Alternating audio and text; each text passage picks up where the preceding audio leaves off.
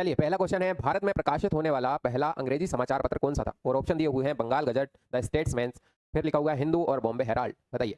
तो इसका सही उत्तर होगा भाई बंगाल गजट। ये पहला अखबार था, राष्ट्रीय अखबार, जो भारत में लेकर के आए थे। कौन लेकर के आए थे भाई? ये लेकर के आए थे James August Hicky. James August Hicky लेकर के आए थे। और माना जाता है कि ये भारत का ही नहीं, एशिया का पहला अखबार था छपने वाला। और कहाँ से छपता था? ये कलकत्ता से छपता था 1780 में। कलकत्ता से छपने वाला अखबार था, 1780 में ये छपता था। और ये साप्ताहिक अखबार हुआ करता था जो आया करता था। इसके बाद हिंदू अभी भी चल रहा था, हिंदू करके ये अखबार। और ये 1800 के ज़माने में आया था, 1878 के लगभग ये रहा था।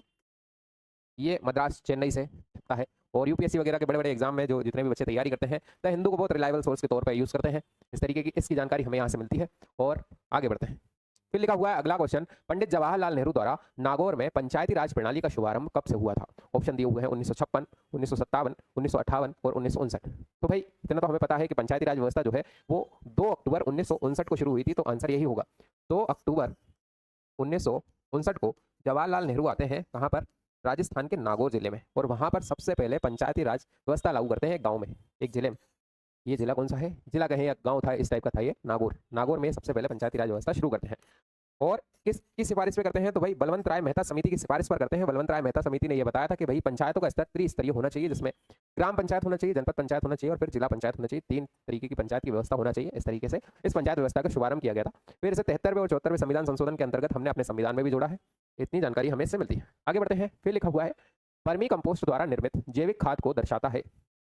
ऑप्शन दिए हुए हैं कीट, केंचुए, गाय का गोबर या कृषि अवशेष। तो भाई इसका क्या आंसर होगा? लिखा है वर्मी कंपोस्ट द्वारा निर्मित जैविक खाद को दर्शाता है केंचुआ। केंचुआ इसका उत्तर होगा। वर्मी कंपोस्ट में केंचुआ ही तो उपयोग किया जाता है। ये वर्मी कंपोस्ट एक खाद होती है जो मिट्टी की फर्टिलिटी को बढ़ा देती है, यानी उर्वरता को बढ़ा देती है। इसमें क्या होता है कि इसमें सड़े गले गोबर वगैरह का यूज़ करा जाता है और गोबर के बाद पत्तियां वगैरह, हुमस वगैरह, इन सबको इकट्ठा किया जाता है। फिर पर्टिकुलर एक एक गड्ढे बनाए जाते हैं और उन गड्ढों में 1-1 किलो 2-2 किलो केंचुओं को रखा जाता है। ये केंचुए क्या करते हैं? ये मिट्टी में एक स्थान से दूसरे स्थान पर पहुंचते हैं और मिट्टी की जो पोर हैं उन्हें खोल देते हैं। इस तरीके से मिट्टी जो है वह उर्वरक क्षमता को बढ़ा लेती है और ये हो जाती है वर्मी कंपोस्ट खाद, है ना। तो इस तरीके से ये बन जाता है। इसलिए केंचुए को किसानों का मित्र भी कहा जाता है। ये भी क्वेश्चन पूछे गए कई बार, तो आपको याद रखना है किसानों का मित्र किसे कहा जाता है? किसानों का मित्र केंचुए को कहा जाता है। केंचुआ अच्छा माना जाता है किसानों के लिए। ठीक है, इतनी जानकारी हमें इससे मिलती है। अगले क्वेश्चन की ओर बढ़ते हैं। फिर लिखा हुआ है एफटीपी का विस्तृत रूप क्या है? और ऑप्शन दिए हुए हैं file transfer protocol, file turning protocol, file transfer program या फाइल ट्रांसफर प्रोग्राम। इसका सही उत्तर होगा फाइल ट्रांसफर प्रोटोकॉल। भाई ये कंप्यूटर की एक शब्दावली है जिसमें एफटीपी का पूरा नाम पूछा है आपसे। एफटीपी का पूरा नाम होता है फाइल ट्रांसफर प्रोटोकॉल। ये एक प्रकार का प्रोटोकॉल है और ये इंटरनेट पर किसी भी फाइल को साझा करने के लिए उपयोगी होता है, जिसमें हम किसी भी फाइल को डाउनलोड करते हैं या किसी भी फाइल को अपलोड करते हैं या एक सर्वर से दूसरे सर्वर पर जब हम भेजते हैं फाइल को, तब हमें एफटीपी प्रोटोकॉल का पालन करना होता है। तो ये क्वेश्चन भी पूछा जाता है कि एक फाइल को एक स्थान से दूसरे स्थान पर पहुंचाने के लिए किस प्रोटोकॉल का यूज करा जाता है, या फिर आपसे एफटीपी का फुल फॉर्म पूछ लेते हैं। तो इस क्वेश्चन से हमें ये जानकारी मिलती है कि एफटीपी का पूरा नाम फाइल ट्रांसफर प्रोटोकॉल होता है। आगे बढ़ते हैं। फिर लिखा हुआ है भारत का प्रथम द्वीप जिला कौन सा है? और ऑप्शन लिए हुए हैं दमन, लोनावाला, माजुली या कच्छ। इसका सही उत्तर होगा माजुली। भाई माजुली ही तो एकमात्र द्वीप है जो नदी द्वीप है भारत में, जिसे नदी ने बनाया, ऐसा आइलैंड है। इसे रिवर आइलैंड के नाम से जाना जाता है। और कहाँ है ये? असम में है। वो किस नदी पर बना है? तो भाई ये ब्रह्मपुत्र नदी पर बना है।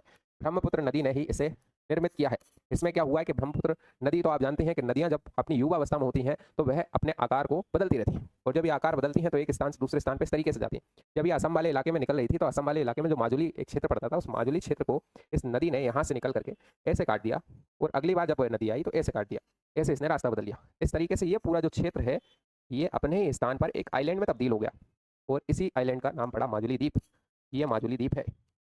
और ये माजुली द्वीप वर्तमान में एक जिला है जिसमें पॉपुलेशन 1 लाख से ऊपर की पॉपुलेशन यहाँ पर सर्वाइव करती है, और ये चारों ओर से पानी से घिरा हुआ है। इसलिए इसी को कहा गया भारत का प्रथम द्वीप जिला, और ये दुनिया का पहला बड़ा जिला भी माना जाता था। द्वीप द्वीप के तौर पर फेमस है।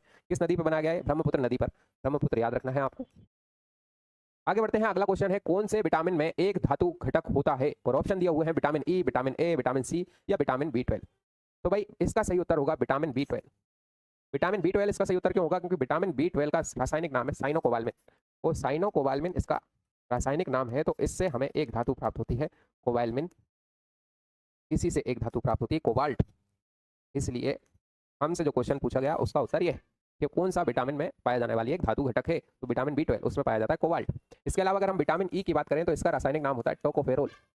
टोकोफेरोल। और ये टोकोफेरोल इसका रासायनिक नाम होता है और इसकी कमी से होने वाले रोग हैं, प्रजनन संबंधी रोग जितने भी होते हैं वो इसी की कमी से होते हैं। एक है विटामिन ए को कहा जाता है रेटिनोल, ये इसका रासायनिक नाम है और इसकी कमी से होता है रतौंधी।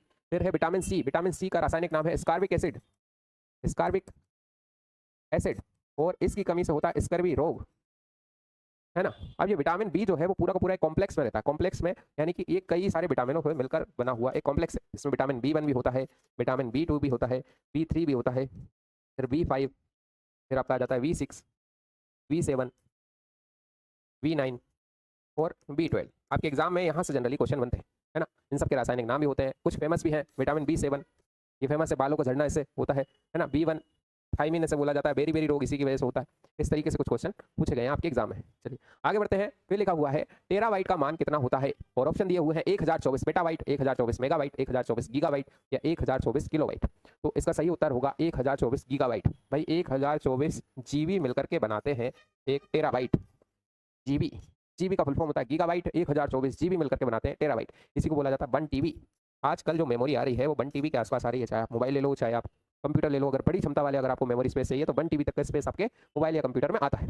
अब ये क्या होती है, मेमोरी की इकाइयाँ होती हैं। सबसे छोटी अगर इकाई का पूछा जाता है तो सबसे छोटी इकाई कंप्यूटर की होती है बिट, और 4 बिट मिलकर के एक निबल बनाते हैं, ये भी याद रखना आपको, निबल 4 बिट मिलकर के।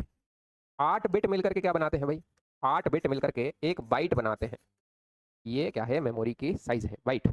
और 1024 बाइट मिलकर के क्या बनाते हैं, 1024 बाइट मिलकर के बनाते हैं 1 किलोबाइट, 1 केबी। और ऐसे ही करके ये क्रम चलता जाता है, बढ़ता जाता है।